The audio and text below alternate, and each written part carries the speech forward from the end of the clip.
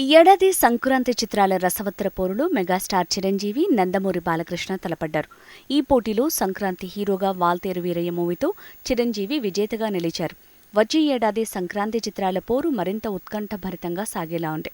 Mega ఫ్యామిలీలోని ఇద్దరు యువ హీరోల మధ్య ప్రధాన పోరు సాగబోతోంది. రామ్ చరణ్ తేజ నటించిన RC-15 2023 సంక్రాంతి బరిలోకి దిగుతోందని talk. Indian Spielberg Shankar direct చేసిన చిత్రం కావడంతో RC-15 పై భారీ అంచనాలున్నాయి. దిల్ రాజు భారీ వ్యయంతో పాన్ ఇండియా మూవీగా నిర్మించిన ఈ చిత్రం వచ్చే ఏడాది సంక్రాంతికి రిలీజ్ పక్కా అంటున్నారు.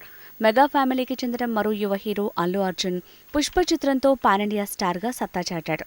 తగ్గేదెలా అంటూ ఈ చిత్రానికి సీక్వెల్ని రూపొందిస్తున్నాడు director Sukumar. Budget, subject next లెవెల్లో ఉన్నాయనే టాక్ వినిపిస్తోంది.